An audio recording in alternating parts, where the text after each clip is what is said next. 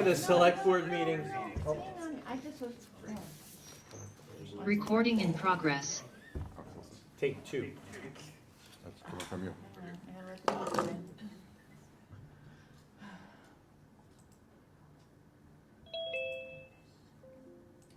Okay, now.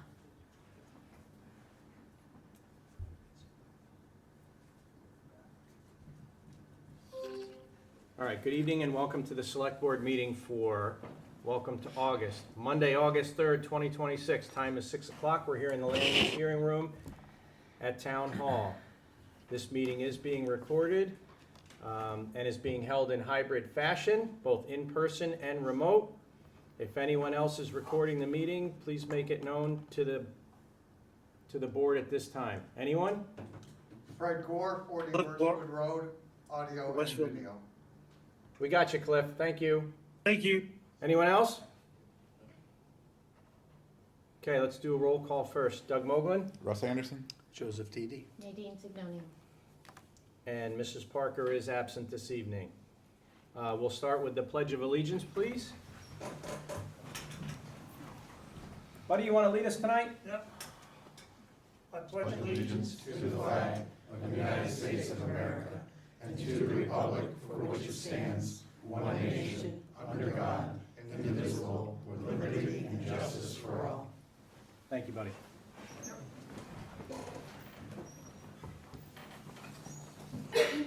Okay, at this time, we'll take public comment, and we'll start in the room tonight. If anybody has anything on the agenda that's not on the agenda that they would like to address to the select board, now is your opportunity. Yes, ma'am. And if you would just do us a favor, if you could come up to the center and state your name and address. Sure. Beth Lawley, 352 North Loomis. And I have just a few questions. First, I listened to the rest of the meeting, the last meeting. I didn't stay because it was listed as Westfield Gas and Electric and I wasn't aware that it was going to be on fiber. And so during the meeting, I know it was mentioned that this was kind of like a trial phase, and then that this was things that would be under this contract and things would be under the future contract. So since the 16 million was voted down, what is the exact scope of the project being funded under the previous amount? And if the pilot is successful, what would future expansions require? Would they require another town meeting to vote?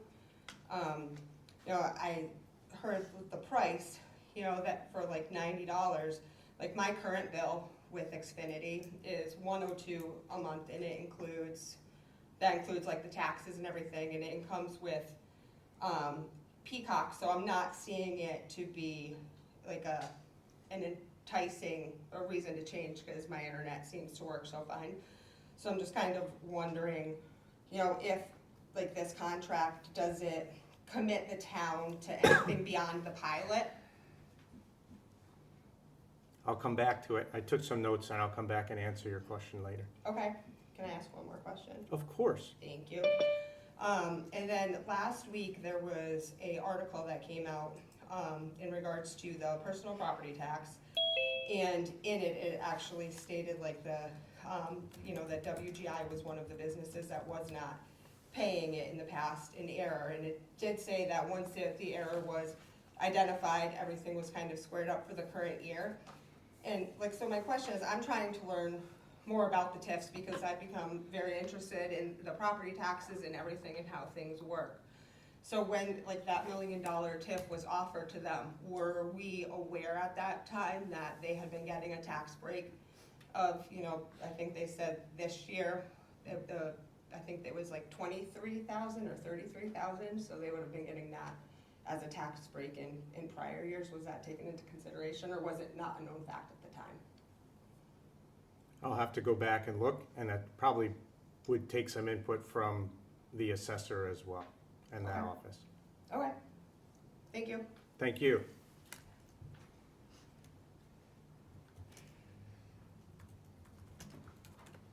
Anyone else in the room?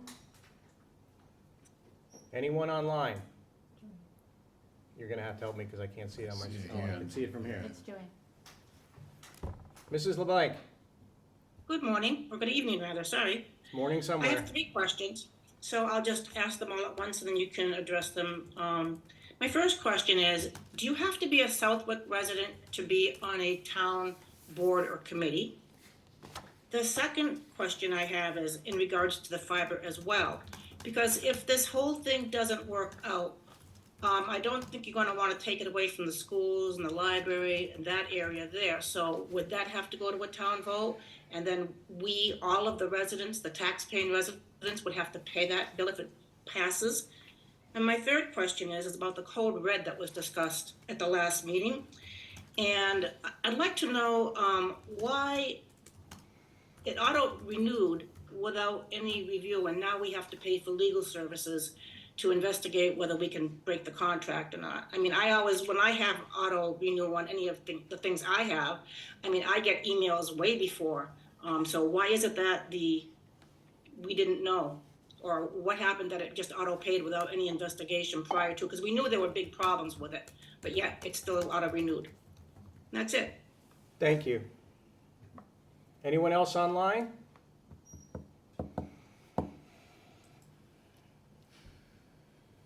Okay. If we can, we'll come back to some of those questions that I think we can answer tonight under old business. Some of those are gonna need a little bit more research. And Mrs. LeBlanc, you'll notice on our agenda tonight, I believe it's on there, is we are going to discuss, well, GoGov is on there, but we're also gonna talk about, I'm pretty sure it was on there. Oh, there it is. It's under new business item E in the public comment format, which was something you brought up at the last meeting, which we kind of talked about at the end of the meeting as well, as whether the board would consider or should consider just changing how we handle public comment and let it be kind of open season at the beginning of a meeting and not having to wait until an agenda item necessarily comes up for it to be discussed. So I just wanted to thank you for that. Okay, so next, we have 2 presentations we'd like to make. I see one of the groups represented. I'm hoping that the other is here. Yes?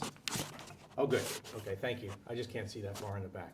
So we are fortunate that we have 2 businesses in town that are celebrating their 50 years in business in the town of Southwick this year. And I ran into one of the owners in the hallway in Town Hall a couple weeks ago, and I think he told me it was 12 days or 12? Yeah, I beat Mrs. Murphy by 12 days. So there's 12 days. Now, in 50 years, 12 days isn't hill of beans a difference, but we're going to recognize Interstate Building Supply first in honor of their 12 days longer term in business in the town of Southwick. So, Mr. Battistoni, can you come up? We have a couple of certificates for you. I'll run right up there after 50 years, yes.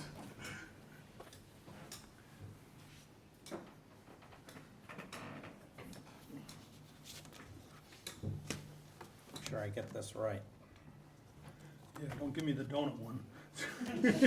Wait, that's what you asked me. You go back 12 days. That's what you asked, yeah, That's right. why we don't want to talk about that. So we have a couple of proclamations for you. And I'll read the first one. Whereas for 50 years, Interstate Building Supply has proudly served the residents of Southwick and the surrounding communities, providing quality products, services, and unwavering dedication to its customers. And whereas since its establishment in 1976, Interstate Building Supply has demonstrated a commitment to hard work, integrity, and excellence, contributing to the economic vitality and character of the town of Southwick. Whereas the success and longevity of Interstate Building Supply is a testament to the vision, perseverance, and dedication of its owners, employees, and supporters throughout the years. Whereas locally owned businesses such as Interstate Building Supply are the backbone of our community, creating jobs, supporting local organizations, and helping to make Southwick a vibrant place to live, work, and raise a family. And whereas reaching a milestone of 50 years in business is a remarkable achievement that reflects the trust and loyalty of generations of customers and the enduring spirit of entrepreneurship within our community. Now therefore it is resolved that the Southwick Select Board hereby congratulates Interstate Building Supply on the occasion of its 50th anniversary and extends its sincere appreciation for 5 decades of service and commitment. And in witness thereof, this proclamation is presented to you, Mr. Battistoni, on this 3rd day of August of 2026, and it is signed by the Select Board, myself, Russell Anderson, and Joseph Deedy. But wait, there's more. I know. You got it spelled right too. I I hope heard so. about that. Well, it's in the fancy font, so if it's I know. not spelled right, no one's gonna know anyway. Commonwealth of Mass, be it hereby known to all that the Massachusetts House of Representatives offers its sincerest congratulations to Interstate Building Supply in recognition of the glorious occasion of your 50th anniversary. Congratulations, Richard Battistoni and the Interstate family. The entire membership extends its very best wishes and expresses the hope for future good fortune and continued success in all your endeavors. Given this first day of July, so he was That way was ahead, actually he's the ahead of the anniversary. game. Yeah, that was the actual anniversary. And it's offered by 12 Representative days Nicholas before Mrs. Bolziga. Murphy's, yes. So here you are, sir. All right. This is for you. Thank you. Can I say a few words? Sure. I just want to thank everybody. What's interesting is I built it from scratch, and I'm the same person. There's been multi-generational companies that have lasted longer, of course, but not too many people will stick it out from ground zero all the way through. And what's really interesting is next year it will be 100 years that my family's been in the lumber business. I actually have pictures of my father standing in front of our old lumber yard on Granville Road in 1927. And then my grandfather and my great-grandfather before that, all the way back to about 1904, came over and did native logging and native lumber, and then they opened in retail in around 1927. So it's really almost 100 years that my family's been in business in town.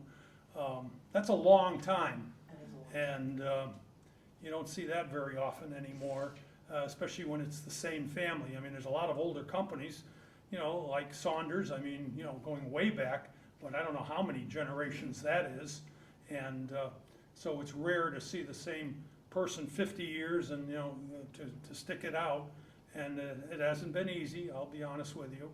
And it's getting tougher and tougher with the competition today.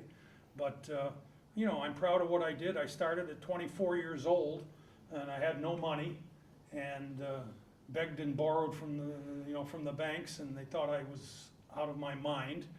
And, you know, had to go through the SBA and had to, you know, go through different bankers, and it took me 1.5 years just to get the approval for the funds.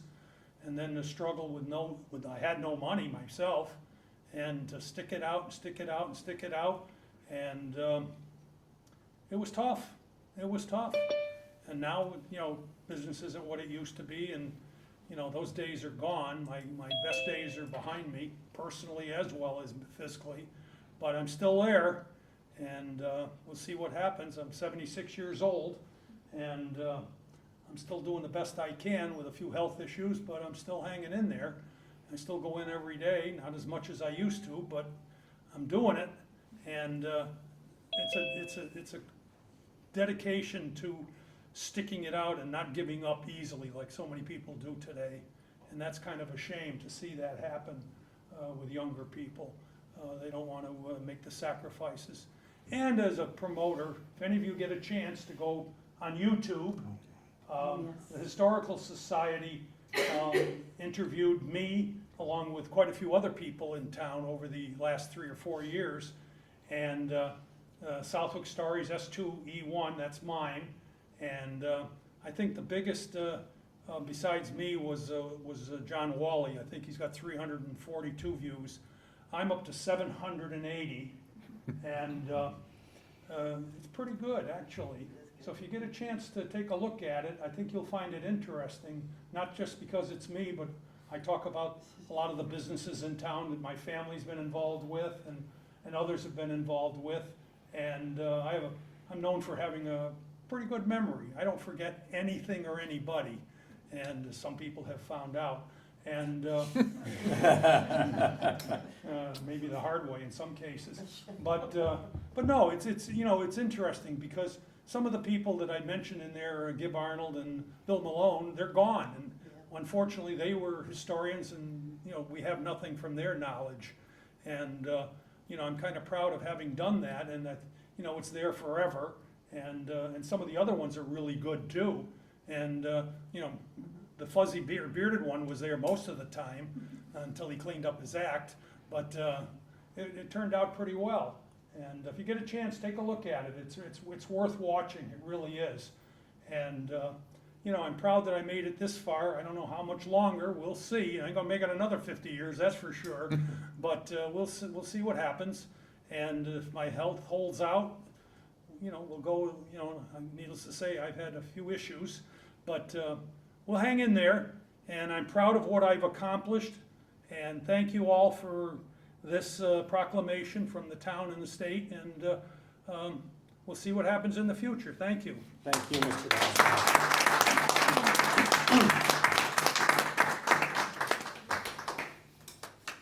And is there a representative from Mrs. Murphy's Donuts here tonight? Yes, no? All right, well, let me read the proclamation for Mrs. Murphy's and we'll make sure that we get it over to them. Whereas Mrs. Murphy's Donuts is celebrating its 50th anniversary, marking 5 decades of dedicated service to the residents of Southwick and surrounding communities. Whereas since opening its doors 12 days after Interstate Building Supply in 1976, Mrs. Murphy's Donuts has become a cherished local institution, known for its quality products and commitment to creating a welcoming gathering place for friends, families, and neighbors. And for 50 years, Mrs. Murphy's Donuts has been more than a business. It's been part of the daily lives and traditions of countless residents, serving generations of customers and helping to foster a sense of community. Whereas locally owned business such as Mrs. Murphy's Donuts are vital to the economic health and character of the town of Southwick, providing employment opportunities, supporting local organizations, and contributing to the unique identity of our community. Whereas the longevity and success of Mrs. Murphy's Donuts reflect the hard work, dedication, and entrepreneurial spirit of its owners, employees, and supporters, as well as the loyalty of the customers, have made it a community favorite for 50 years. Whereas reaching the milestone of 50 years in business is a significant achievement worthy of recognition and celebration, be it proclaimed that the Southwick Select Board hereby congratulates Mrs. Murphy's Donuts on the occasion of its 50th anniversary and expresses its sincere appreciation for its long-standing commitment to serving the community and enriching the quality of life in Southwick. And again, this proclamation is dated today and signed by myself, Russell Anderson, and Joseph Deedy. So if we can have a round of applause for Mrs. Murphy. And I mean, I think prior to COVID, select board meetings were ancillary to the business that was done at the counter at Murphy's Donuts, right? Most of the business of the day was discussed over there by no one from the select board, but everyone made all the decisions that needed to be made at the time. So it's just an honor to be able to recognize these two businesses for 50 years. In our town and the contribution that they make. So thank you for coming out tonight. Appreciate it, Mr. Battistoni. Thank you so much. And we wish you continued prosperity and success. Thank you.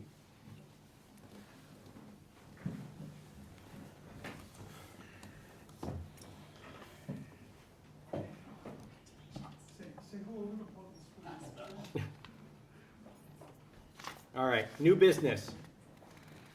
Transfer station.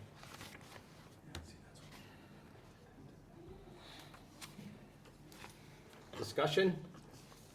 I have no idea why this one's on here. I know we've been talking about different measures to be looking at to get a better handle on who's coming and going from there and so on.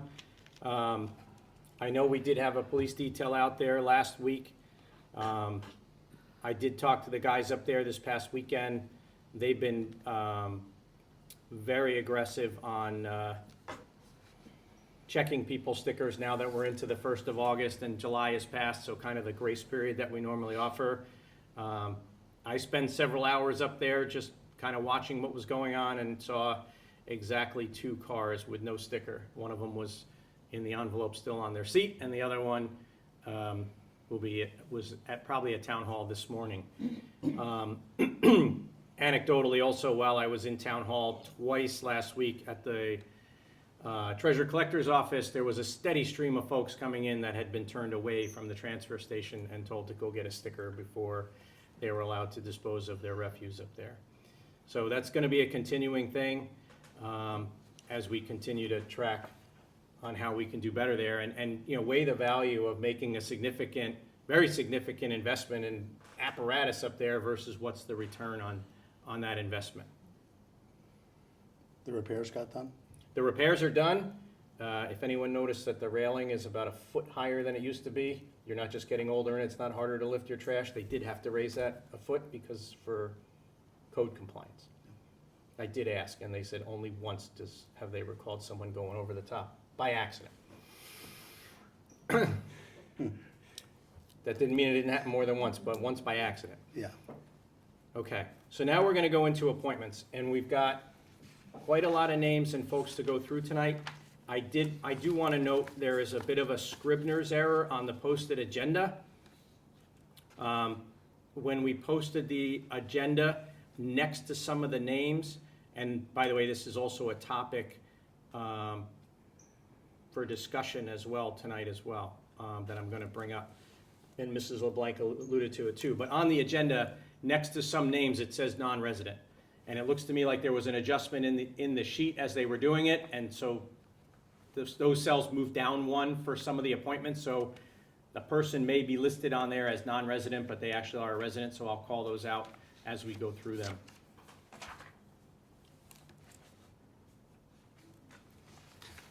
So first, and the first one is that Ashley Perrone, who's listed under the Agricultural Commission appointment list, is indeed a resident of the town of Southwick. Is she here this evening? No, she's not here. She's not here. I assure you she's a resident of the town of Southwick. However, there's a Mr. Brian Roy listed on the same list, and he is a non-resident. I believe him to be a resident of Granville. So, and I see that Chairman of AgCom is here. So according to my list, which I believe jives with Christie's list, the following are up for reappointment. And I'll just run through the list real quick. Christie, do you want to come up here or are you good from back there? Okay. And you're going to fact check me as we go? Fantastic. So Jessica Whitmore Parker, that is an associate position. Lenita Bober is an associate position. Dan, and these are returning members and associates. Dan Cook is a full member, and then we have Brian Roy has applied to be a member. Janice Prifty has applied to be an associate. And Christian Shermer, do I have that right? Yeah. Yep, thank you. Is that person here, Christian? He's not. Oh, good, so if I messed up his last name, I'm off the hook. And Ashley Perrone as a member, Yeah, and her spelling of Ashley is A-S-H-L-E-E. okay?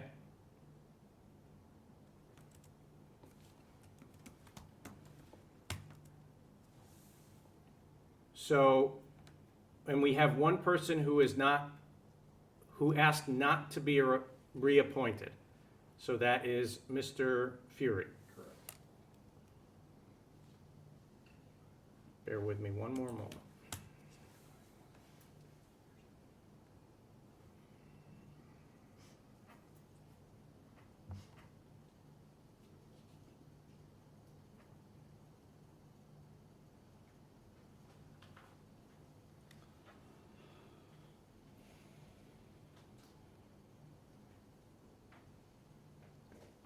So before we begin, I want to kind of ask my fellow board members here, what's your stance on having, on certain boards and commissions in the last year or so, we have appointed non-residents to some ad hoc advisory boards, not to statutory boards that I'm aware,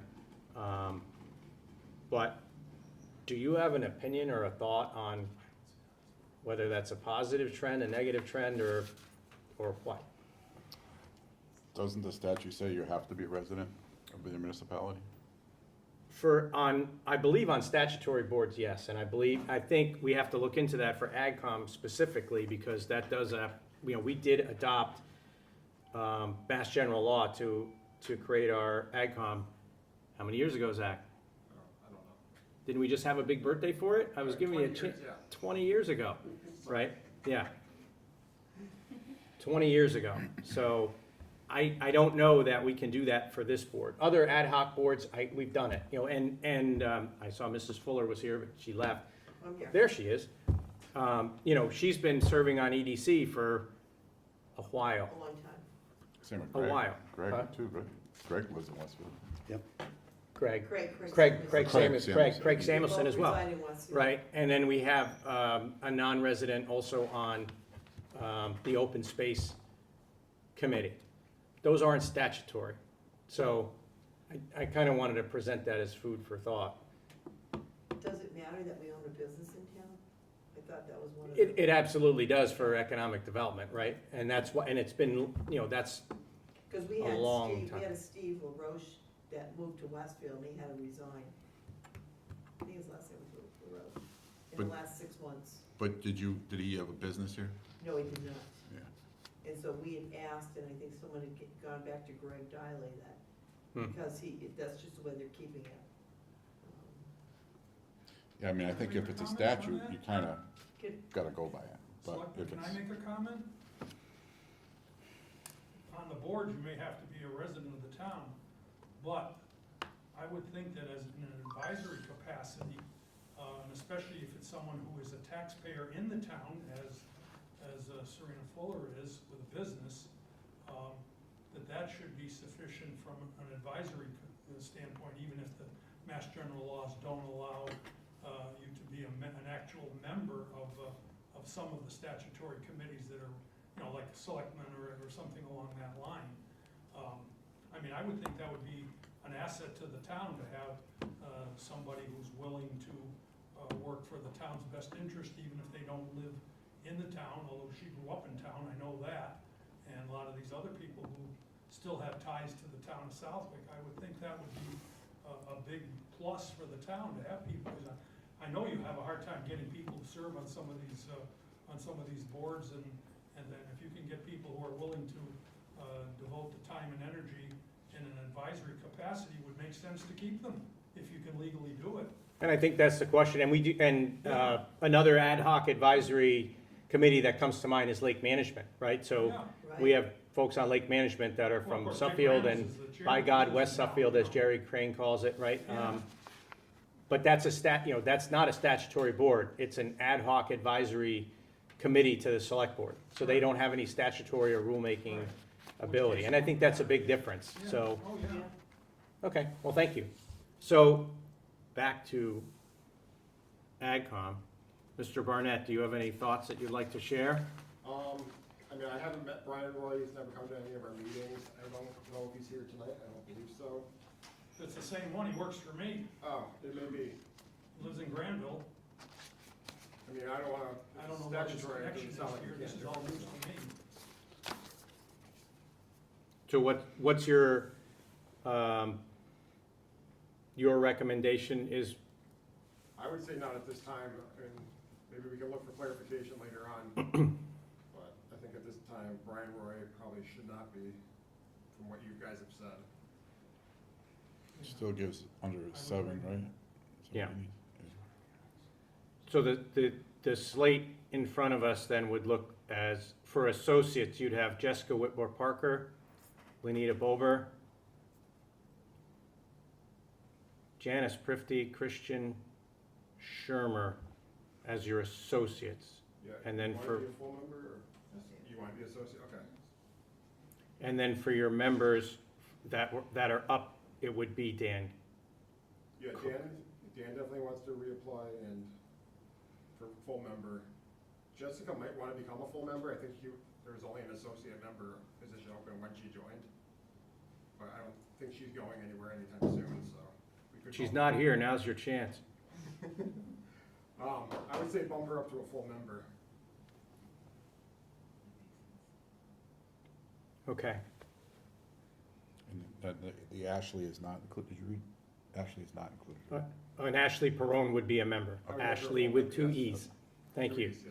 Yes.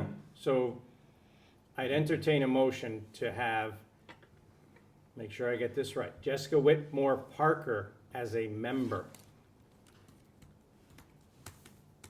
Dan Cook, and these are 3-year terms.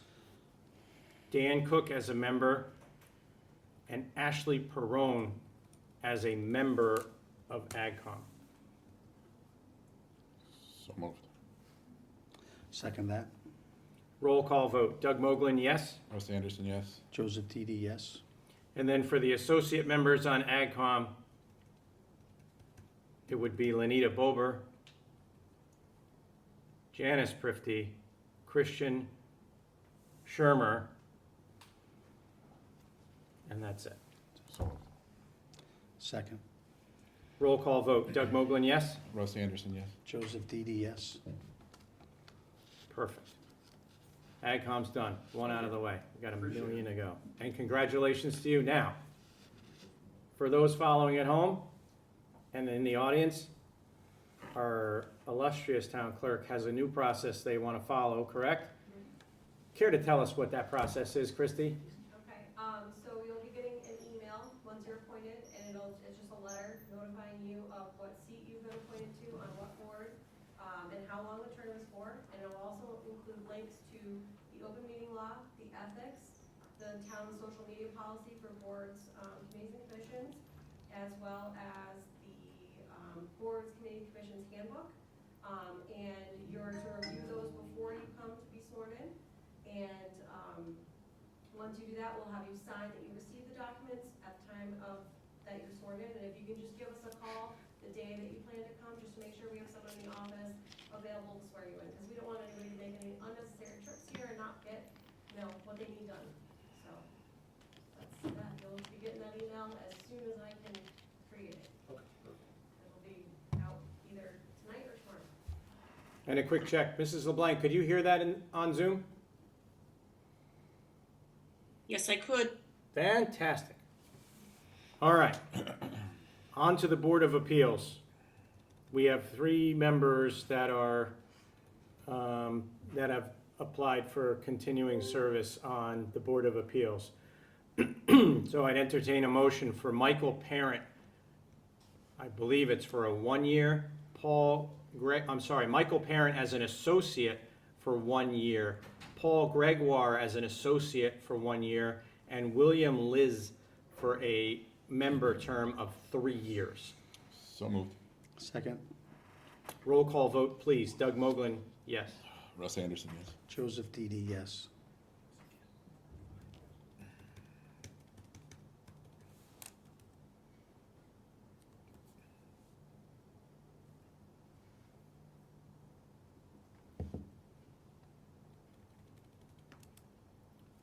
Capital Expenditure Committee. I just want to call your attention to the fact that we have one applicant whose term is up, but we have at least one other vacancy on,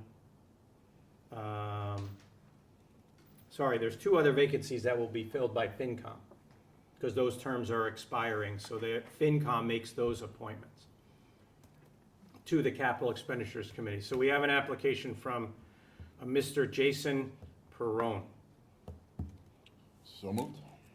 Second. Roll call vote. Doug Moglen, yes. Russ Anderson, yes. Joseph Didi, yes. Cemetery Graves Officer, Mr. Gene Thoreau has served in this role for several years now. So I'd make a motion to reappoint him as well. So moved. Second.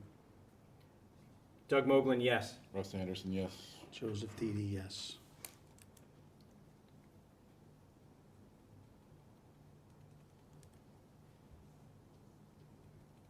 All right, let's move over to, what's the next one on this list? Conservation. Conservation Commission.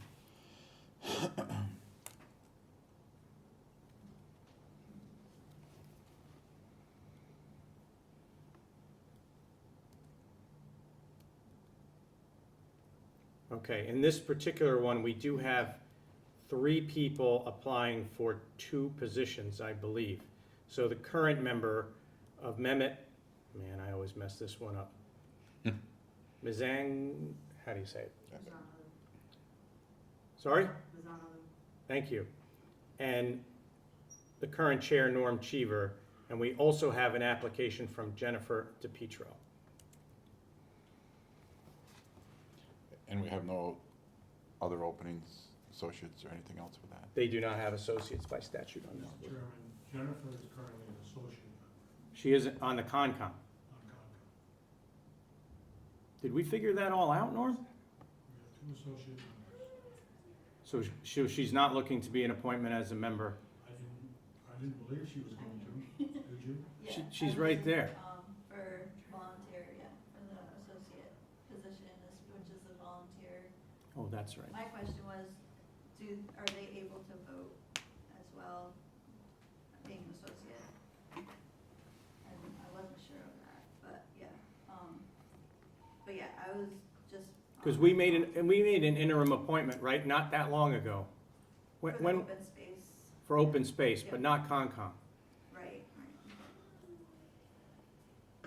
But if those are the 2 that applied for the position, they should absolutely get those positions. But I go to meetings all the time, so. Glad to have you. Yeah. Okay, so I'd entertain a motion to reappoint Norm Cheever and Mehmet for 3-year terms. So moved. Second. Just as long as you don't make me say the name.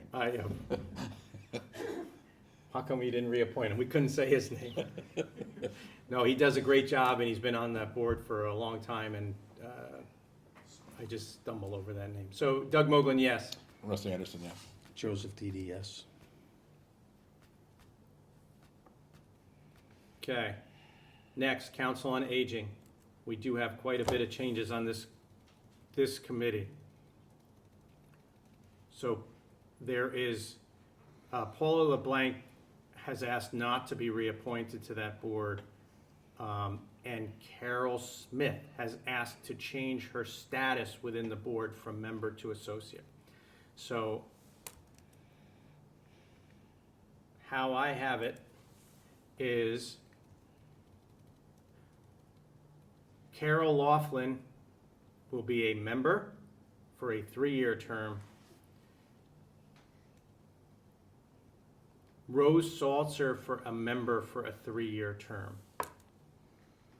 And then for associate members, and these are 1-year terms, I believe, will be Carol Smith, Ann Miadowski, and Carol, I have Carol, so, and Donna Foisey.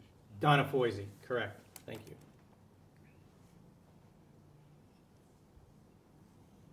Correct. Mrs. Maya, is the associate member a 3 or a 1? Associates are 1. Okay. So that would be 2 for a 3-year and 3 for a 1-year. I'll be abstaining from this. Would you like to make that motion, Mr. Didi? I'll make the motion, sure. And I'll second the motion. Doug Moglen, yes?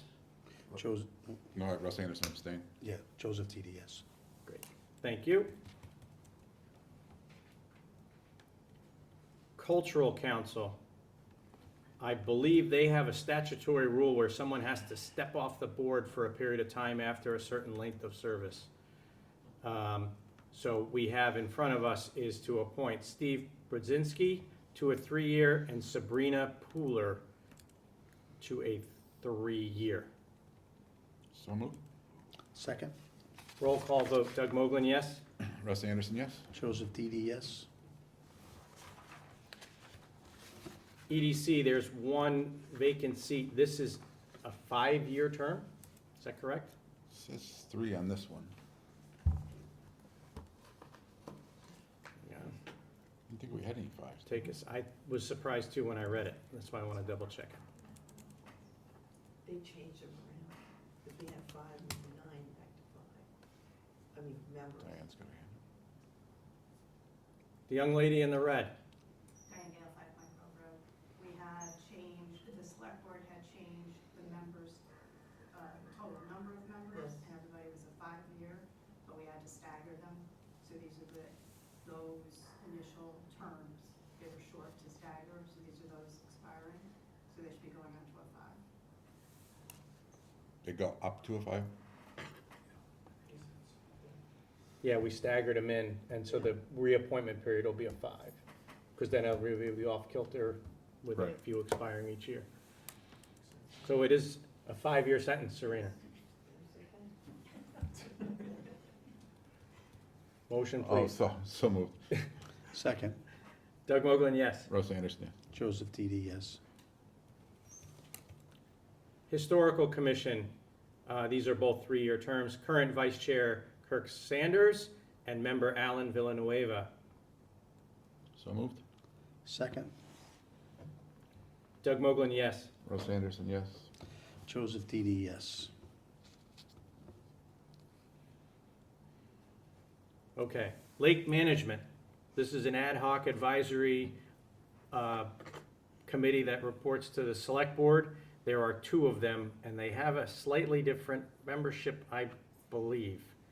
So we'll do them separately. Actually, they are the same, but we'll, just for the sake of keeping it straight.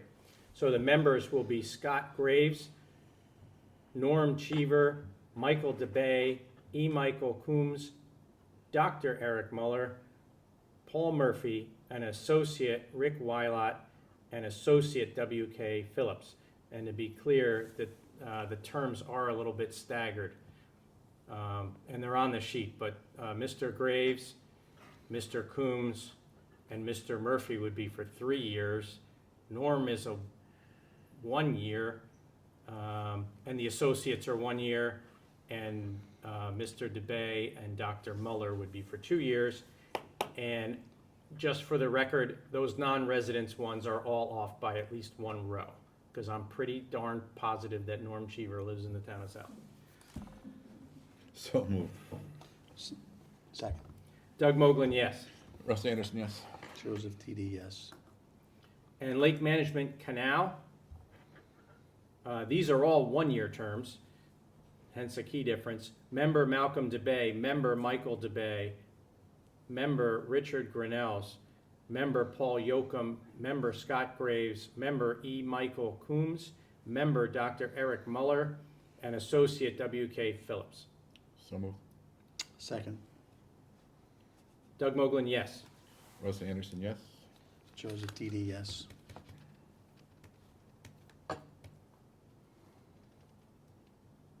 Okay, well, we're into the L's. We're doing great.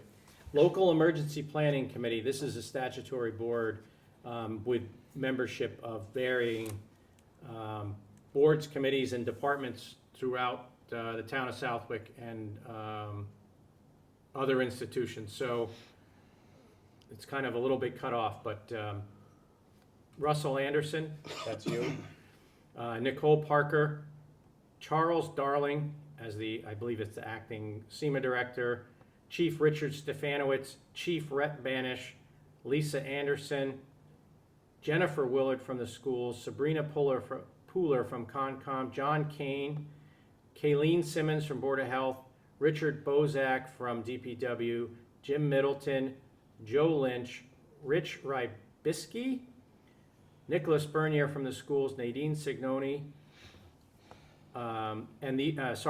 these are alternates. Nicholas Bernier, Nadine Signoni, Lieutenant Michael Taggart, Deputy Chief Jessica Bishop, and Liz Martinek would be associates. So, and they're all a 1-year appointment. I'll be abstaining. So Okay. I'll make the motion. I'll second the motion.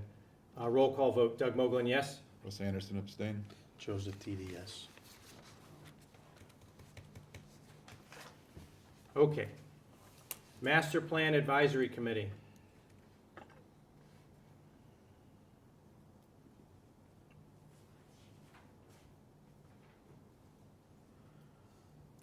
Sorry, Master Plan Implementation Committee.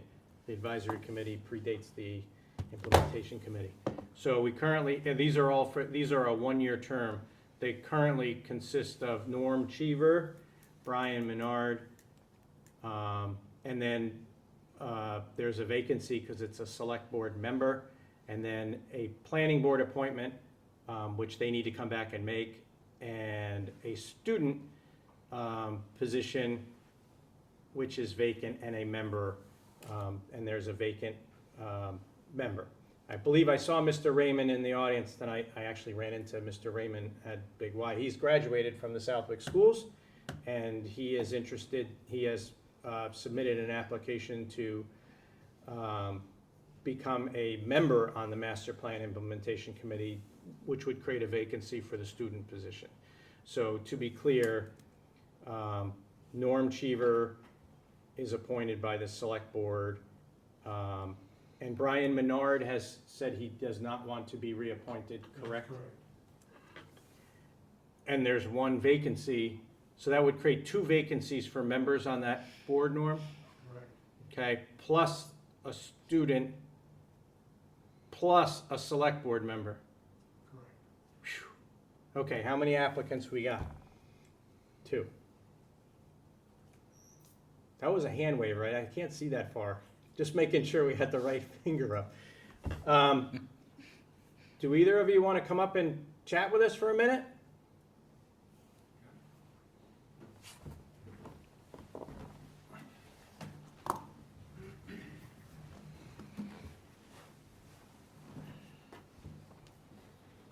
And you are? Joshua Raymond, And your address, sir? 19 Lauren Lane, Southwick, obviously, but yeah. So you were on the MPIC Yep. last year as the student rep. Mm-hmm. Yep, I've been on Master Plan Implementation Committee for 1 year as a student representative. I joined, I believe it was the summer going into my senior year. I was a good fit for that at the time because I was the student representative to the school committee, which I no longer serve as, obviously, as I've graduated. I would like to continue as a member now, as I'm no longer a student. I think that we can find another student pretty easily. I have a lot of interest in the master plan, working together with Norm, Mr. Spina, Diane. I feel I would be a good fit for it. So, You're staying local? yes. Flight school, hopefully. Yeah. In Westfield, yep. Cool. Any questions?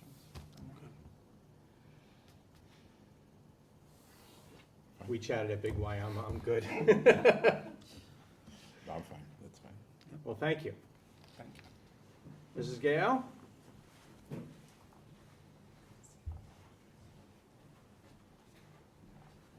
Good evening. Diane Gale, 5 Point Grove Road, Southwick. I plan to remain here. As you know, I was on the implementation committee as a select board member, and I was also sort of an honorary advisory committee member, attending every meeting, taking avid notes, which I found very helpful in the role I was on last year in helping the boards and other lead parties understand better how some of those recommendations came about and putting context to them so they could bridge those to their daily work lives. And I enjoyed working immensely with Norm, he's a great leader on that, and I want to continue helping the parties pull it together. Obviously, I've experienced your enthusiasm with it. And it would be foolish not to take advantage of all of what you've put into it to continue there. So. Mr. Didi? What do we want to say? So are we out of the timeline where she can actually get on a board or commission Yes, sir. from the election? Yep. And do you think you're going to be able to keep this dog park scenario out of this process? It has been out of everything No, to date. Of course it would be.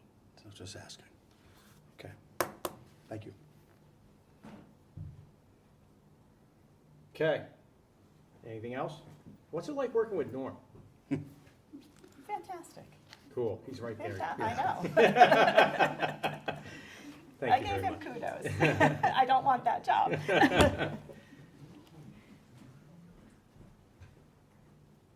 All right, so who's in favor of making sure that Josh recruits the student rep? I know I am. Yeah, Sure. he will. Fair enough. Okay, anyone will make a motion for appointments to this board for a one-year term as a citizen member on the MPIC Select Board appointment? Which applicant are we? Yeah, There's 2 seats, so you can make one or both. Because Mr. Menard has chosen not to continue, and there already was a vacancy.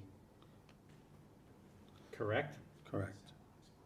So, So you have 2 spots and you have 2 people. Wait a minute.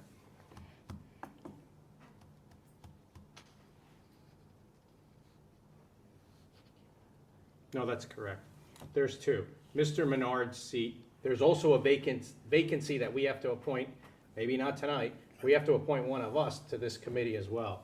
But Mr. Menard's seat, and there's a vacant seat, so there's 2 vacancies on that board, And 2 people in front of us. and 2 people in front of you.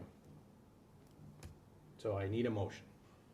I'll make a motion to appoint Diane to one of the seats. You want to do them separate? I don't. you I'll have to do take, I'll take them separate? both, because Yeah. they're equal Okay. seats of 1 year, so makes 0 difference. Okay.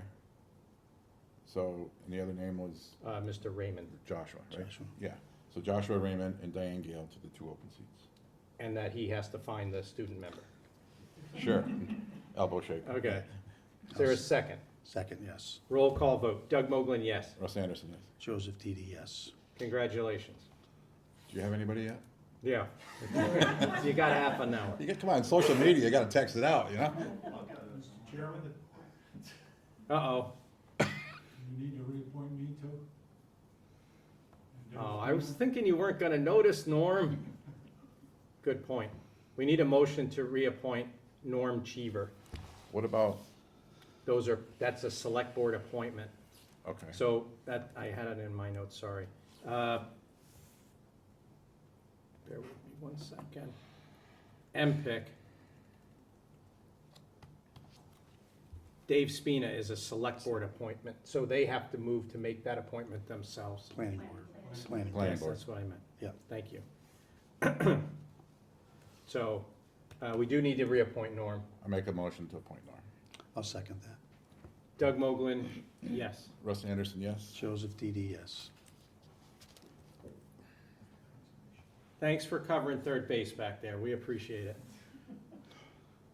Okay, and on the OSRP, this one actually is correct if you're following at home. Could you Mr., voice the acronym I for will. people at home?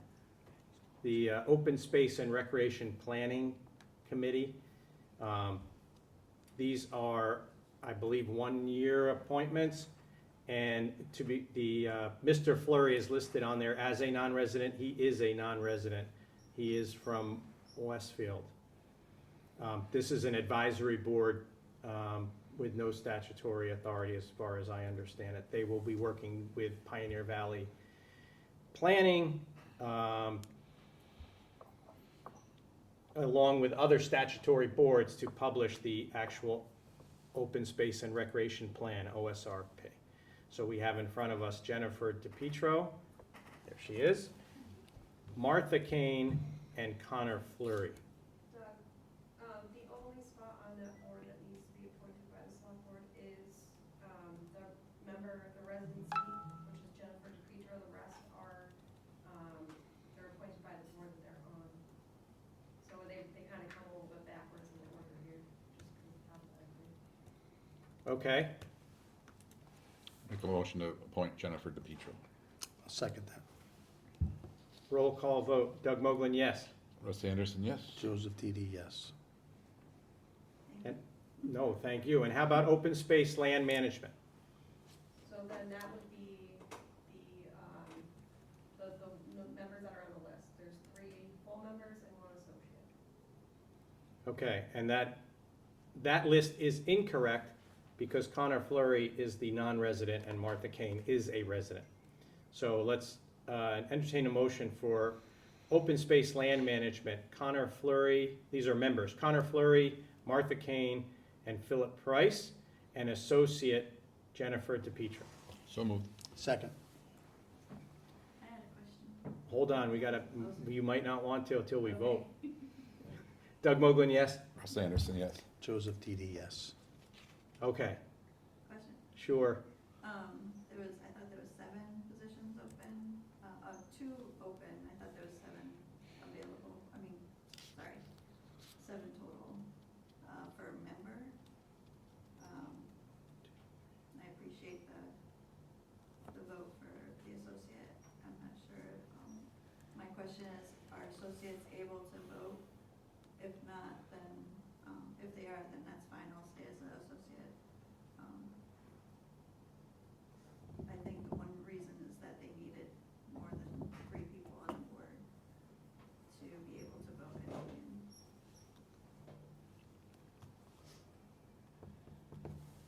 That's an excellent question, and according to what I have, we do have a vacancy as a member. Would you like to be the shortest lived associate member in the history of the town of Southwick if we vote to make you a member now? Yes, Would anyone like to make that motion? So moved, whatever you just said. We appointed her as an associate, and now we're gonna withdraw So that quick, and I make forgot. her a member. Joseph? Second. Like you strike. Doug Moglen, yes? Russ Anderson, yes, I think. Joseph Didi, yes. thank you. You might want to be careful. Who knows what they're going to put you on. Planning Board Associate is a joint appointment of both of our, this board and the Planning Board. We'll schedule that at a later date once we have some candidates. And Russ, I appreciate your feedback on this. There's a suggestion on here to combine SEMA, races, and CERT into one singular appointment. I was gonna suggest, and I don't know I know as far as emergency management, I'm sure it's statutory. However, the amateur radio, some of the other stuff could be under a job description or completely separate. What I was gonna suggest was reappoint the names we have as, for SEMA, and when we have a new director, let them reorganize or leave it the same. I don't know if we have to put it in as this or not, because what happens is somebody might have an interest in the radio, but not an interest in the emergency Yep. management, but they end up wearing the emergency management hat and not doing what needs to be done in the emergency management because they're interested in this. Fair enough. So, and that's not to take from them, they do a great job at what they do, but I think it needs to be separated to make sure the town's protected. Yep. To move forward. And to my understanding is the acting director is up for reappointment, and then 3 members are up for appointment on the current list. Is that correct, Christie? Or is it, that is correct? Yep. So, That's everyone, all right, so make sure I have it then. I have Charles Darling, Keith Stromgren, Jerry Sambrook, and Eric Carroll. Correct? yes. Would someone like to put forth that motion? So moved. Second. Roll call vote. Doug Moglen, yes? Russ Anderson, yes. Joseph Didi, yes.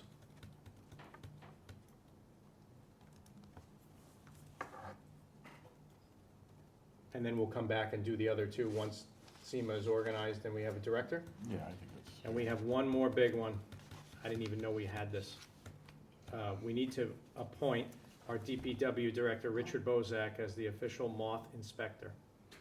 And tree warden. We already did that one on July 6th, so Oh, he already right. is the tree warden. Oh, that's right. This okay. makes him the moth inspector too. Whoa, wow. It does not come with a commensurate stipend, I assure you. Anyone want to make that motion? So moved before I say something. Does it come with a netting? I'll second that. Doug Moglen, yes. Russ Anderson, yes. Joseph Didi, yes.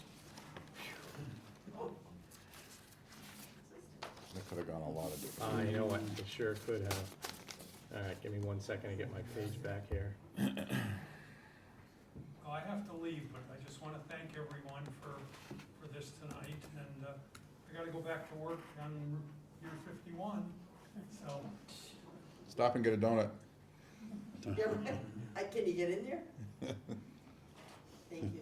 He's got a thing that makes keys, he probably can. See that cane, I just break the door down. That's There you go. Well, that's the other approach. Thank you, everyone. Thank you Thank very you, much, sir. Richard. Congratulations. See ya. Everyone.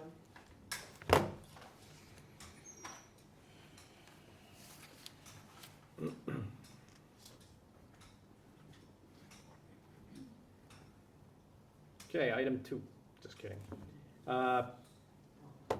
Review elderly rate sewer applications. I knew they were out there, so I carried it on the agenda, and you received those in your email or in your packet this afternoon. Yes, you got them?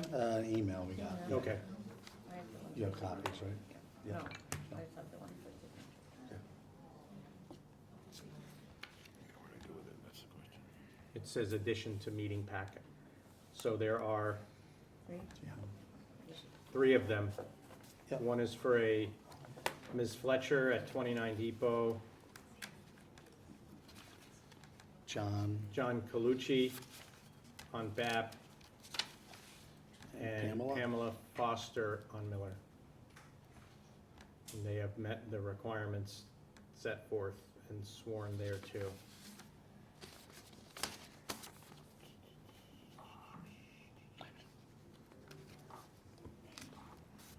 Make a motion to approve. second that. Roll call vote. Doug Moglen, yes? Russ Anderson, yes? Joseph TD, yes. Okay, next item, Accountant Contract Renewal Discussion and/or Ratification.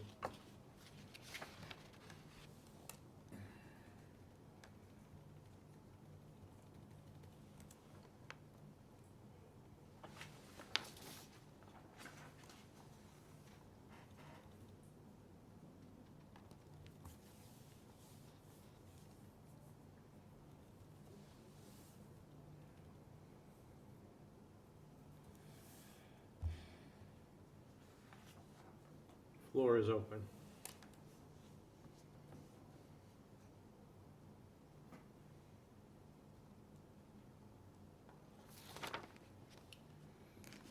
So did we not kind of set the tone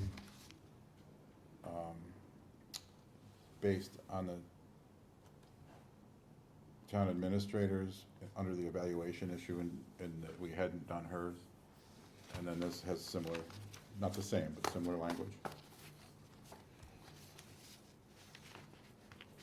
Correct.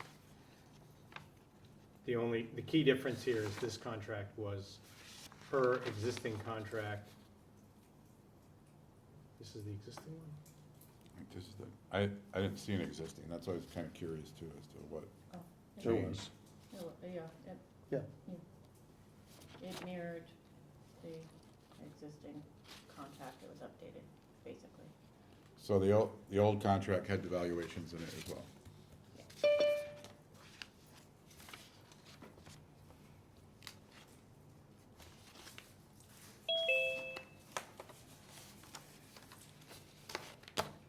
I think everyone got evaluations all over the years, right? Hmm? Over the years, everyone, you got them back when, No. nothing from Carl? And then I was trying to look, you guys didn't do them on Carl either, did you? We had, I don't think about, goals and objectives maybe? Goals and objectives we I had, think I and saw. where you had that, I mean, I had those as chief. But I don't, You don't there was recall? never an evaluation, and then I'm back and asked, because it would be easier if we just copied Carl's for Yeah. Nicole, and they said that didn't exist, that they never did any. So, you guys were here, I wasn't. Yep. And I get that why we want them, but if we didn't do them, I think our language should just be the same. That's my feeling. I don't know how you would let one go through with one and one, we said we'd only give her a year until we figured it out.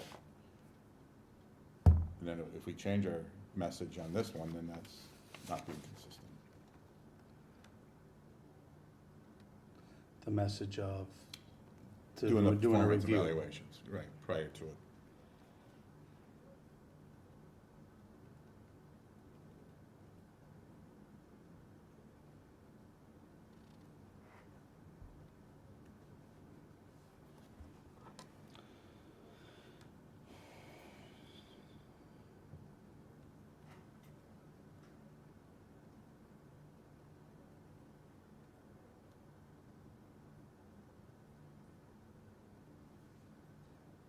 the other thing that's absent from this is the goals and objectives. And input from What's under E1, I think? E1? E, yep.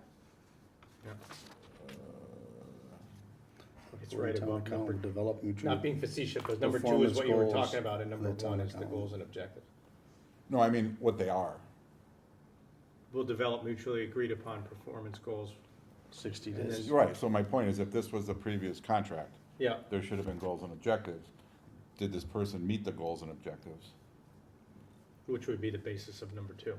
Which would be the basis of number 2, but we don't have that input from her direct report or an evaluation. So we're going forward with we could be going forward with a contract, not knowing if that person met their goals, how they did, or anything else. And we don't know what those goals were.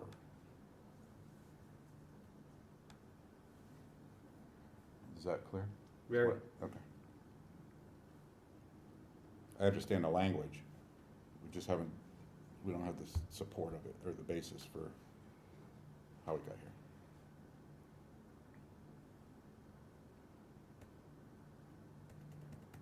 here. And we could table until we get Nicole's input too. I mean, she's the direct report, right? To Nicole.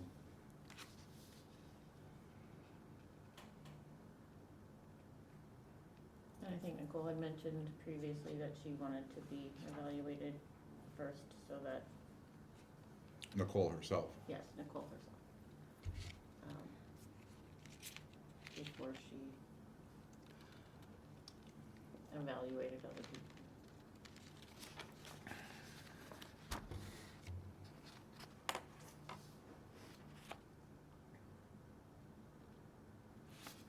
Mr. Didi?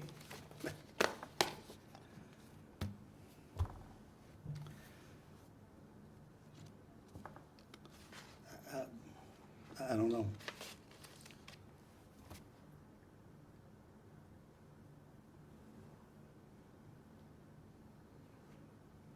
Do you want to get some more information on this when Mrs. Parker's back in town?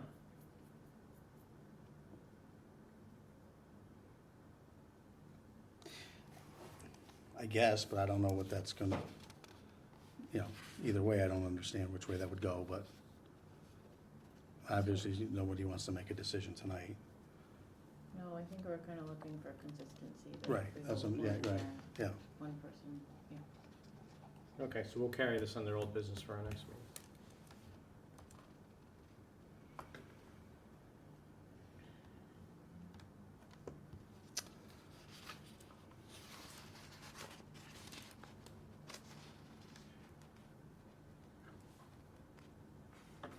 Item E, public comment format. This was raised at our last meeting. Certainly food for thought. We've always started our meeting with taking public comment for anything that's not on the agenda. And then when we came to a subject matter that was on the agenda, we would always take public comment at that time on that particular topic. I gave some thought to this because it was a well put together argument last week. I think we should consider it, and I think with an asterisk, and the asterisk is that if you ask your question on something that is on the agenda, and we say, thank you, and then you leave or don't attend the rest of the meeting, that's at your peril, that you may or may not get your question answered at that time, or make your public statement, to a crowd that may come for that agenda appointment. But as far as just taking input and public comment at any, at the beginning of a meeting on any topic, even if it's on the agenda that evening, I don't see a big issue with it. And it's no law, it was just a policy of the board up until, last week. And depending on who the chairman was, right? We've had that discussion. Yeah. We're all different, we all Yeah. take it differently, and it is what it is. I don't have a problem answering questions, but I will tell you if I can't answer it, we're gonna email it to you. No, 100%, You but know. this is more like if let's say we had an item on the No, agenda. I get it, yeah, And yeah. someone wanted to speak to that item that Yeah. was gonna be at 9 o'clock at night. Yep. Okay, you would normally say, hold off, Right. we're gonna, when we get to that agenda item, we'll take public comment on that agenda item at that time. Is there any harm in having that public comment earlier in a meeting, other than you might have a lot of people that come for a comment, get their comment in and leave, and significantly extend the public comment portion Right. of the meeting? If it doesn't get carried away, Hmm. I don't think it's a problem. But if you're right, 20 people in front of you that are just gonna sit here and scream. You know what, and, And we don't get that, don't get me wrong, Mm. but, you know, so I guess that's a give and take, yeah, if it's a comfortable situation and Right. everyone's behaving, yeah, there's no problem with it. well, And a lot of stuff you just can't answer. right, but it's just, if someone wants to make a public comment, Yeah, even if it's on an agenda item, does it matter if it's beginning, middle, or end of the meeting, depending on when the agenda item comes up? I really no, I don't think. don't have a preference. And, Right. Mrs. LeBlanc brought it up last week and said, why is this? Right. I don't know, we always done it that way, which is never the right answer. Right. Almost never the right answer.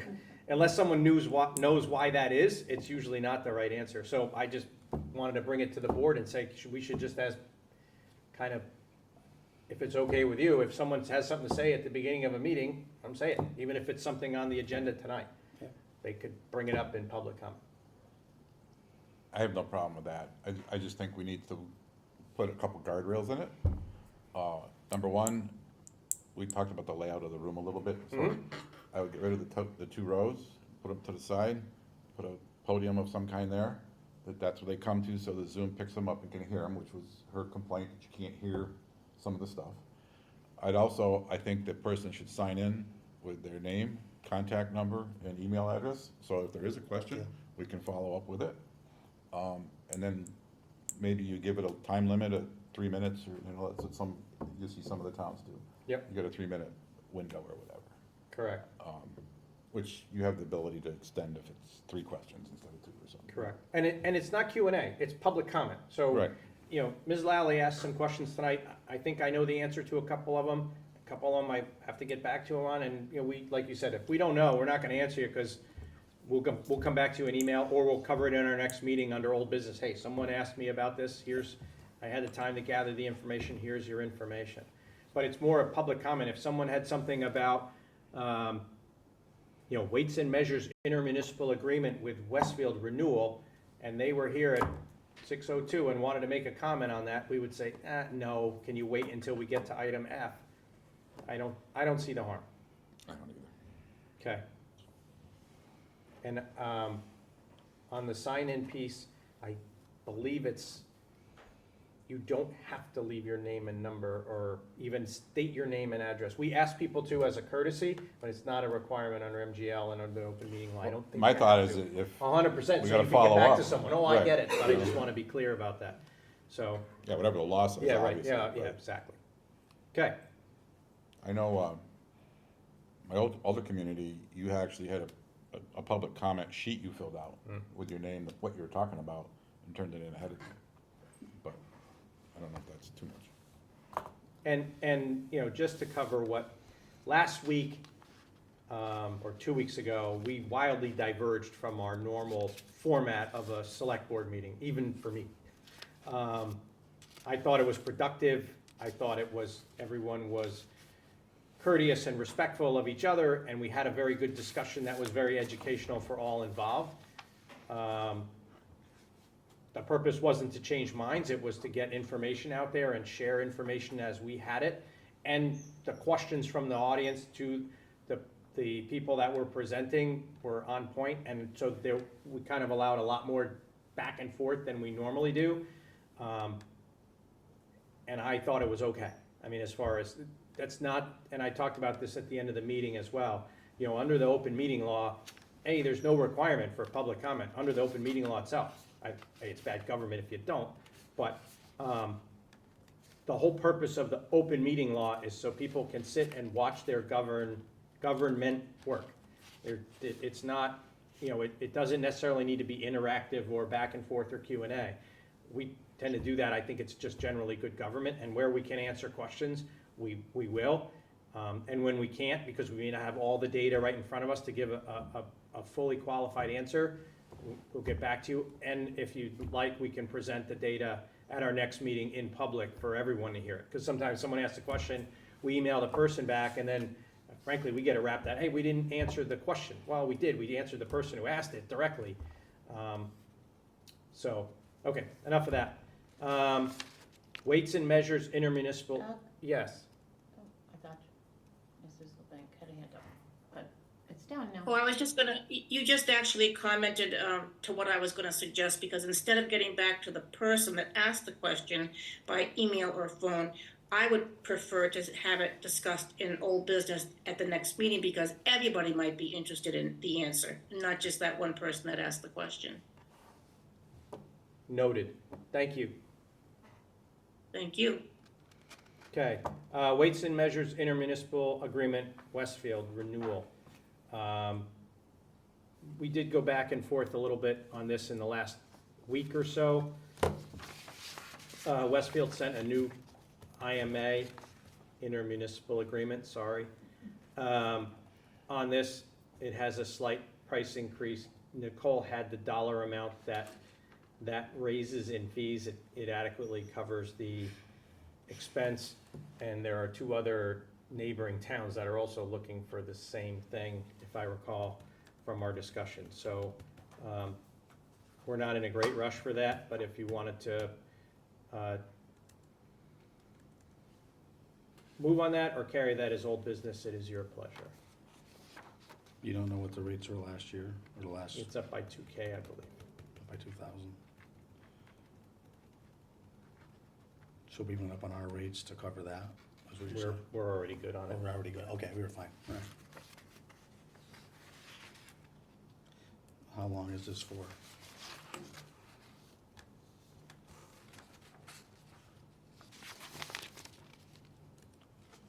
Bear with. 5 years. 5 years, all right.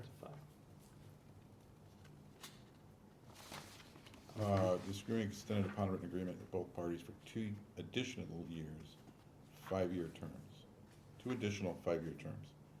So is that a 10 or a 15 year?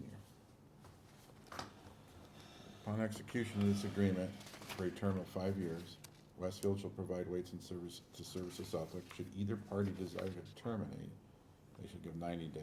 This agreement can be extended upon written agreement for both So parties. it at could be 2 up to 15 years, the way I read that. That's what I would say, yeah. But it would need the, consent of the board for an extension. Right, 2 additional 5-year terms. And it's an annual fee of 10,000, and that's up. I believe to that the- was in there. I think it was 8 previous, correct? I don't know. Do you know how many spots we have that get inspected? We have a list. Up to I don't have it right in front of me, but I see up Nicole to went over it. 25, yeah, I didn't know. Additional required. We must be No, we're- close. We get it covered with that. Okay, Correct. there you go, all right. Make a motion to approve. I'll second that. Roll call vote. Doug Mogul, yes? Russ Anderson, yes. Joseph Didi, yes. Okay. Is there any other new business that we want to bring up at our next meeting?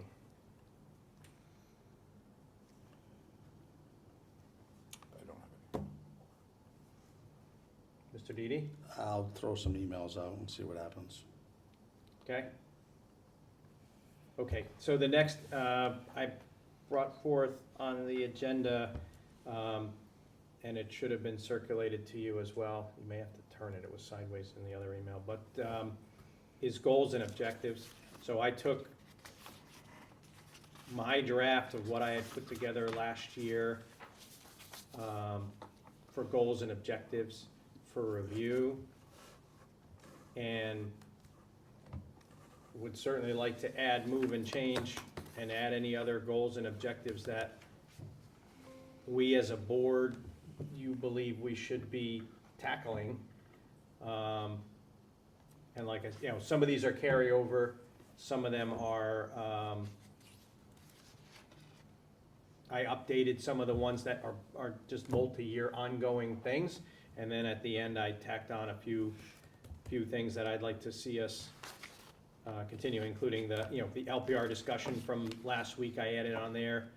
And then I added a couple other minor items on there as well, but would certainly love everyone's input to make sure that we're, and this is something we can check in, you know, week over week to kind of see how we're doing on that, rather than just touching on it once a year. You know, for example, there was a couple items that were on there that we really didn't get to, but it would have been very helpful if we had. And some of them are not really relevant to, I think, they were my goals and objectives, but they're really things that we would designate either to the CAO or another board or commission to say, hey, can you guys champion this and do something about, you know, is there something that the town should or could be doing to move this goalpost? You know, one of the things I had on there came up last year, I'd like to get back to it, is to work with lake management. This is just an example on, we should look at how we're metering those ramps, and how we're charging for launch fees, and how we're handling that parking lot. Is there a better way? Are we gonna learn something from what we're doing at the transfer station that would transfer to the boat ramp? But certainly we wanna lean on lake management guys to help us with that, because I certainly wouldn't wanna, by fiat, to say, oh, we're doing this. Those guys know what they're doing over there. And I would charge them with saying, look, we want you to take a look at this, or work with us to get this done. Do you want to give us this that's editable? I sure can. Because it's, right now, It's it's not? kind of, no, Okay. it's just a scanned Yep, PDF right now. okay. I'll send it right after this meeting. Then we could, next time, put our own priorities in Yeah. and try to, Yeah, by all Bring means. them back. Yeah, because I really want to try, and I use this format outside of here. I've used it for years. You know, the item number is an item number, but then you've got priorities from 1 through 9. So you can really bubble up stuff that's truly a top priority, but it might have been a new thing, but it is a high priority. You sort the list by the priority first, and then you can work your way down the list. There are things that are nice to have, but they're not a super duper priority to get done. This is super more important. so on this one, the item is the priority? No, No. so the second column, if you look at the top, it says Oh, item, okay. priority, Yep, okay. topic, and then the start date. Because then some of them have no priority. Because I just made, you know, there was just a list last year, and to be honest, the then chair took my list and melded it into another list that was much longer. Correct. So I just That kind was of, that was my frustration a little bit, is we had so much on it that there's no way of reaching half of them. so I distilled it back to, I took off some of the stuff that I had last year, but added a few things this year, but would love to see, you know, some things we're gonna align on and go, yeah, that's a really good idea, we should be doing this. And others may be like, Doug, that's a horrible idea, let's not make that a goal of the select board. Or you may have 10 other things. So I'll send that electronically out so you have it. And then I just gotta be careful. But yes, I'll send it out so that you have an editable version of it. And then we can compare notes at our next meeting and put together a singular list. Okay? Yeah, you don't want the list back for deliberation. You just. Correct. If I send you an editable one, Just then keep we it, might and run into trouble with that if I see what you're editing and what he's Right. editing. But I'll send you one that, the Word doc. Bring so you back an have it. open meeting. Yeah. Okay. Exactly. Okay.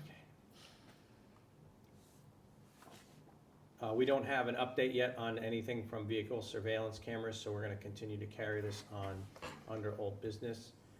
GoGov town notification system. We have a contract in front of us. We will. I talked to them about the recommendation of starting new. It didn't really change anything that they already provide. It was just a little bit more of an undertaking in the beginning, that's all. Our point in our discussion last meeting was on the securities and what's available. So the company did provide us with a 9-page detailed explanation of their securities. I just want to highlight a couple of them that would probably address the points very quickly. First of all, customers do own their data. GoGov does not claim ownership of any customer-provided content. GoGov does not sell, rent, or share customer data with third parties except as needed to deliver and support the contracted services or is required by law. They also, when talking about product improvement, they do not sell the data, they do not share the data unless it's with a third party used for marketing purposes. It does not provide customer data to external AI vendors for the training of their generational purpose models. Customers continue to own their data as described in section 3, which is basically what I just explained to you about who actually owns the data. 2 other points I do want to make on it.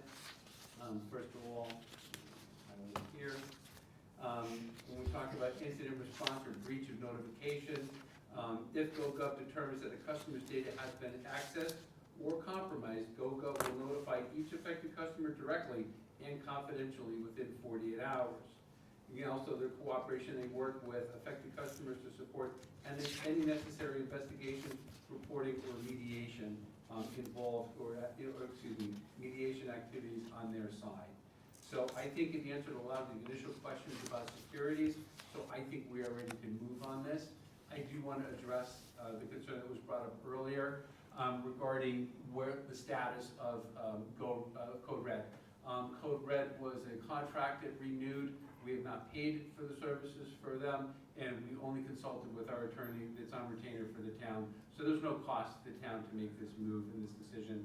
The contracted prices are very, very similar. GoGov will take some time to launch because it is going to be the app version specific for Southwick, but we also talked about cleaning up the whole entire enrollment process by getting the people that want to enroll just submitting their data directly to GoGov and making it work that way. So what would happen is they just download the app for Southwick and they put their information in there. If you wanted to download the information from another community, you can do that. I have a couple of other area communities from GoGov on my phone. I get notifications periodically, but again, it was very quick and easy and a simple way to get everybody, up and running for the new process for GoGov. So I think it's the right move for the town, and I would suggest if with your support, we can start to make it happen this week. But we do need to make sure Where's the other one? that we are not obligated to Code Red for another year based on the contract auto renewing. That's what the lawyer's working on now, correct?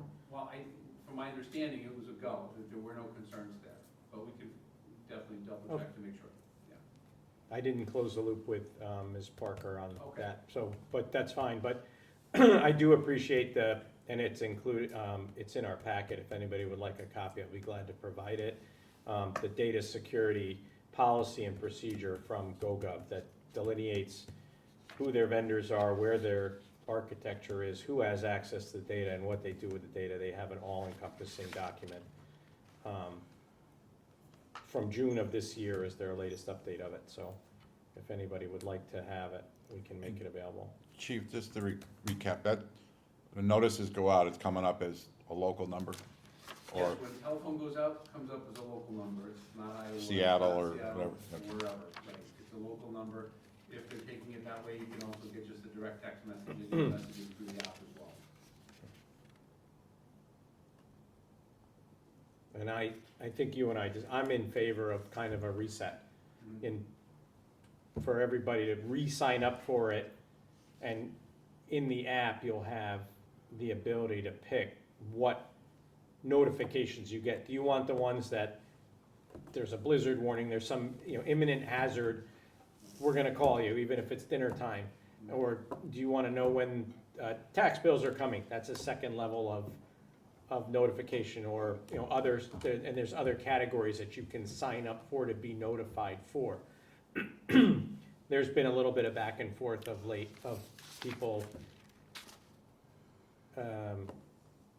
getting maybe a little bit frustrated. I don't know. I appreciate it, but others have different opinions. That the collector's office sends out a blast. Hey, your tax bills are due, or this or that or the other, and that's coming through with the same notification as if it were an emergency notification from the town. So by having the app, you'll have the ability to pick your spot. If you don't want to get those, great, you're not going to get them. But if you sign up for the true emergency ones, you'll get those. Okay? Can I ask one question on that? Sure. Like, is there any alternative, like if there's, like we have some like elderly residents and stuff that might not know how to use the apps and stuff, but they have a phone, is there some way Yeah. for, Yeah, you know, the so, town to help facilitate that? yeah, there's typically a campaign, and GoGov assists with that to get some information out there. And then we would still be able to handle, like we do for people right now that need some assistance. We offer to provide that assistance and get them loaded into the system. Okay, So they would have that access. okay. Absolutely, good question. Okay, we have the minutes of June 8th and I believe June 15th. I see the 8th and I see the 15th. Does someone want to make a motion to approve the minutes of the 8th and 15th of June? So moved. I was not here for the 15th, so I'll make a motion for the 8th, and I'll abstain from the 15th. I'll second. And make a I'm motion sorry. for the 15th. Okay. Roll call vote. Jennifer can figure that one out. Doug Mogul, yes? Russ Anderson, yes. Joe Didi, yes for the 8th, abstain on the 15th. Got it.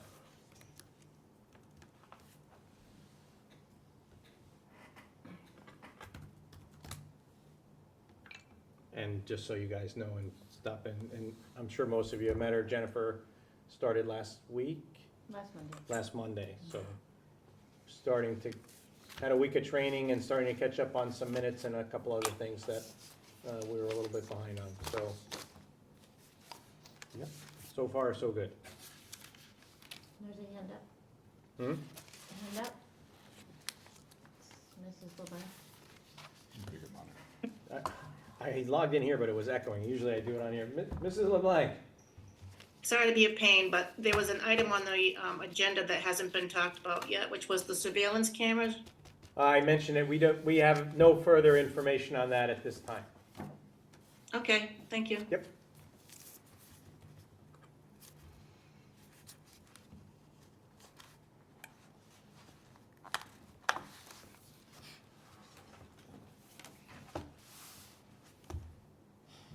Any other old business before we move on? I think I'm all set. I'll wait till next meeting, when Nicole's here. Okay. I want to go back to my notes that I was furiously writing or typing while we were talking. So first is for Westfield Gas and Electric on the second contract that was executed.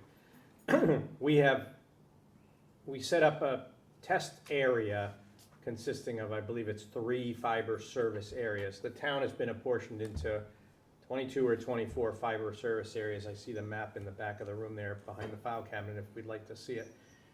Of that, we would have completed that or started to operating on all 24 of those fiber service areas had that bond issue passed at town meeting that failed 25 town meeting. The town had already had about $1.5 million allocated to the project, both from remaining ARPA money plus some grant money. And we have a $3 million bond authorization that was approved at a previous town meeting.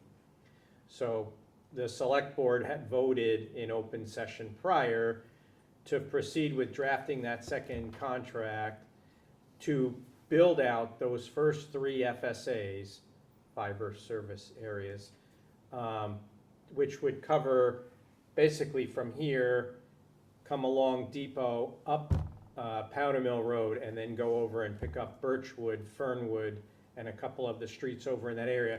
That's a very dense residential area. It's covered, it's all overhead, so it's no underground service. So it'd be the quickest, least expensive way to get a significant number of customers onto a service as a trial. That entire and it would also bring the service to the schools, to the library, and to the entrance of the industrial park. Industrial customers are a whole nother beast. They negotiate a separate schedule depending on what their needs are as far as bandwidth and everything else. It's not the typical prepackaged residential service.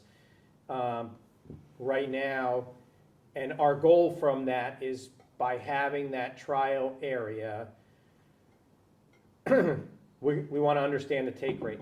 And the take rate is the number of people that sign up as a percentage of the total. So if you pass by 100 homes, and I'm sorry, I'm not trying to be condescending, but if you pass by 100 homes and 25 people take the service, your take rate is 25%.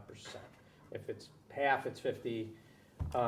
In neighboring towns, or close by cities and towns that are similarly situated, meaning that they have multiple incumbent carriers, Whip City has shown a consistent take rate north of 50%, even in their own community. So in a community where you may have Comcast or you may have Charter or someone else that's offering internet services, but then Whip City comes in and goes past those same homes, their take rate is showing north of 50%.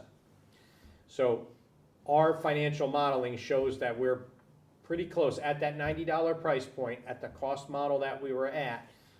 You needed to be really close to that percentage for that service to pay for itself, to pay for the debt and the interest and principal on the debt incurred to construct the service. Hence, that's where we got the $90. So we are in the throes of the make-ready work.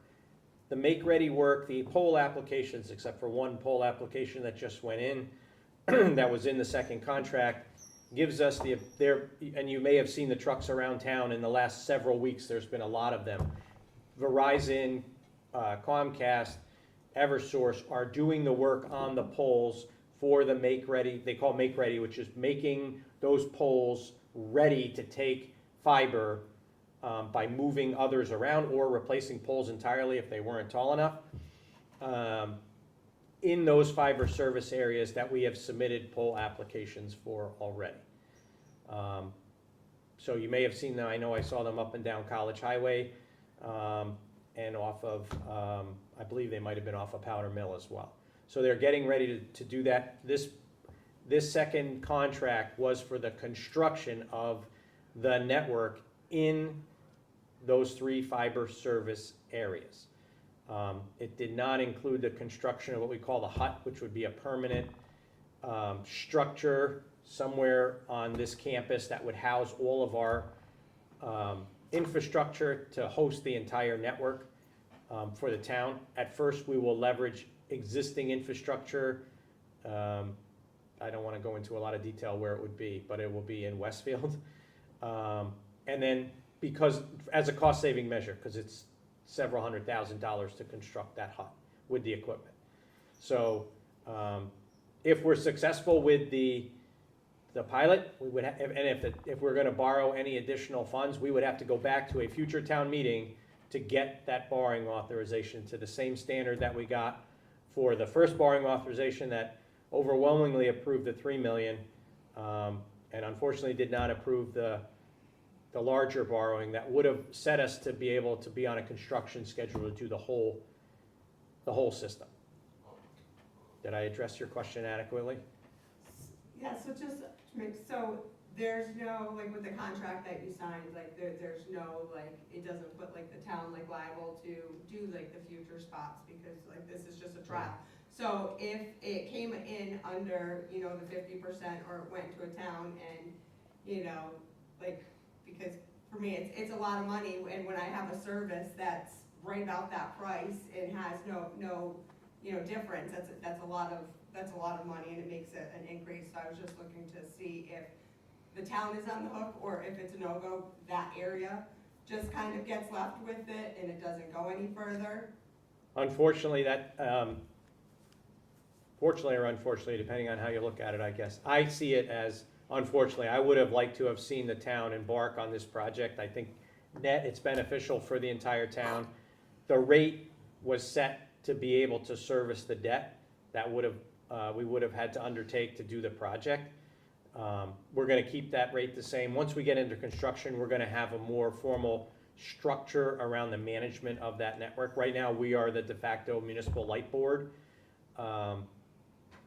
but the town is only on the hook for the money spent and borrowed to construct that existing, those 3 FSAs. And then apples to apples, you have to be careful too on the Comcast. The new system is 1 gig, right? Correct. Where not all of the Comcasts are 1 gig. No, I have two, because I work from home, so like I have the highest that they'll give me for like residential, Right. and it's like $102, Yeah. and it gives me like the Peacock, and, I mean, if the power goes out, I've lost it, but I've never had, any issues. And technically, Do you know what the cost would be for the higher gig, just? right now we're promoting a 1 gig, but it's symmetrical, right? It's 1 gig down, 1 gig up. What you get today from the incumbent provider is not that. Sometimes it's 2 gigs down, but it's much slower up. It's the nature of that infrastructure that's out there on the poles today. This is symmetrical, so you get the same bandwidth coming and going. We have designed into the infrastructure, the fiber itself, plus the gear that we're ordering to support the service, supports much higher speeds. Almost 10x what we're coming out of the gate with. In other cities and towns, Whip City has offered a 2 gig, symmetrical 2 gig, so 2 gig down, 2 gig up, at a higher rate in Westfield. We've chosen not to do that yet. We don't have any customers yet. We want to get a few customers on and see how we do and see how it goes. And then we also have the ability with the fiber that's going in, because it's multi-strand, that you can offer different services to some businesses that may need way higher bandwidth than 2 gig or 4 gig or even 10 gig up and down. So hence one of the reasons to get over to the industrial park, because those are higher paying customers as well. Potential. And on the property tax, I have no idea. I'm gonna have to get back to you and go back at the notes and look at when that all transpired. I know the WGI, not to be confused with WG&E, WGI TIF was a discussion for a couple of years. Then it kind of died off, and then came back at the beginning. I don't know the exact date, so I don't wanna, it was at the end of 25-ish. Where they came back and brought the project back that they were gonna rekindle looking at that project. And as far as the rest of it, I don't know. But there was a schedule in the TIF, and the TIF is available as a public record for anybody who wants to have it or see it, as for the schedules on both of those. Okay, and Mrs. LeBlanc, I believe we kind of covered that town resident to be on a board or committee discussion, and I just talked about what happened if the trial fails, and we also talked about Code Red and why did it auto-renew. So I think we covered most of the public comment, Q&A direct, though we do owe you an answer on the assessor issue.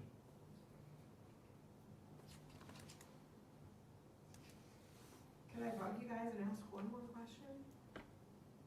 You have to wait till next time. Yeah, save some for next time. No, go right ahead. Have we ever thought about, like, when we have the town meetings, like, to vote and stuff, have we ever, like, considered either, like, moving it to, like, a Saturday, or has it ever been tried on a Saturday? Because, like, when I look at, okay, there's, the town came out to vote for that 60 million, only 7% came out. Like, have we thought about ways to get more residents? Because some of these are, like, a lot of people have a lot of stuff to say, but when I'm looking to see how many people are showing up, it's such a small number. And I disagree. I wish more people would come out. Has there ever been any thoughts on how to make that happen? Christy wants them on Sundays, to be honest with you. It's Just like that everywhere. Yeah. It's unfortunate that not many people participate, but it's like that. I hear that from town clerks, statewide. Even when you look at the total number of votes just in regular elections versus what's on the rolls, Yeah. Well, like even like during, like when it's like the town meeting can go late, if you have 2 parents and young kids, you're not gonna be able to get all the parents to come. 100%. And I had a lot of, 2 things. One is we definitely had a town meeting on a Saturday. We had a special on a Saturday. I remember being there with Jim Putnam, and we were counting heads to make sure we had a quorum. The turnout was worse on a Saturday than a Tuesday night. Okay. So that was the lesson learned from that one. And then secondly, I had probably unscientifically 30 people call me about the fiber issue. and that failed by roughly 20 people, 20 votes at that town meeting to meet the 2/3. Here nor there, but they were like, I couldn't go because I was watching the children, or I had something going on, my wife went, and I stayed home with it, either way. So one suggestion to me was, can we offer it, one, if you have a significant issue like that you expect significant turnout, make it a single issue special, and just carry that one agenda item that night. I mean, that item took up more than an hour of town meeting during the annual town meeting. And secondly, can you offer it at the school and offer something in the gymnasium for the kids and have some level of supervision over that, so that you can have full participation and attendance by those that might not be able to come for that reason? And I don't know the answer to the question because it gets complicated quickly, but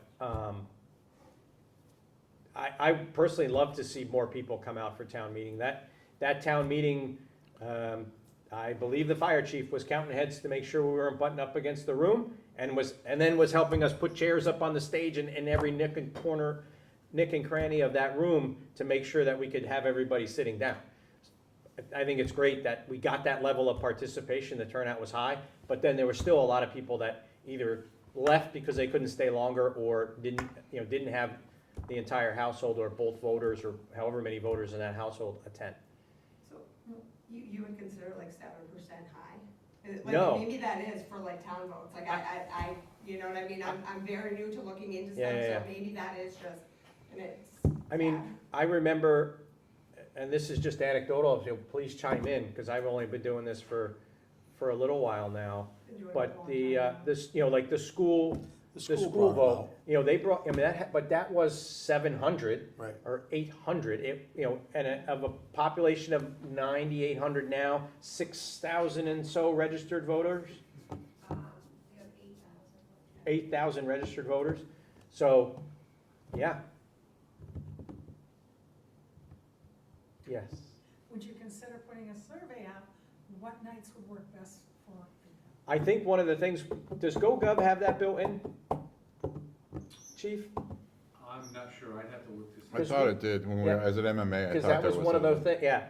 There was a product we saw, and I've seen other towns are starting to use it. It's not, if it's included with GoGov, that's great. If not, we should look at it. It was not completely expensive, but it was kind of a flash survey thing. So you just push out to people's phones. Now, you gotta be careful of the demographics of who's gonna do that, okay, and make sure that your survey quality coming back is good. But it just you can push out a question and you may get 10 answers back, but you can draw your own inference from it, for those types of surveys. Is there any reason like those questions are put like on, like when like the town ballot is, if there's not like ballot questions, like when you have people to come out all day to vote, why they? Statutory. Okay. It's statutory. I mean, there are things that require both, right? If you want to do some things in a town, you need to get an affirmative vote at the ballot box, then you need to bring it to town meeting to vote it. The bond issue was not one of them. The bond issue was a direct to town meeting thing, and you couldn't have an election for a bond issue and have it binding on the town to go borrow, $12 million. You have to do that. Do an at town override, meeting. they'll come out. Well, that'll work. Okay. Warrants, we need to acknowledge a payroll warrant, 2703 dated July 27th in the amount of $335,268.89. And there was a special payables warrant last week, but it's not on here. Any other business before the board before we adjourn? We are going to go into executive session tonight, but is there any other business before the board tonight? Gentlemen? Okay. I need a motion to go into executive session to conduct strategy and preparation for negotiations with non-union personnel, or to conduct collective bargaining sessions or contract negotiations with non-union personnel, and we will not be reconvening in open session. So moved. Second. Doug Mogul, yes. Russ Anderson, yes? Joseph Didi, yes.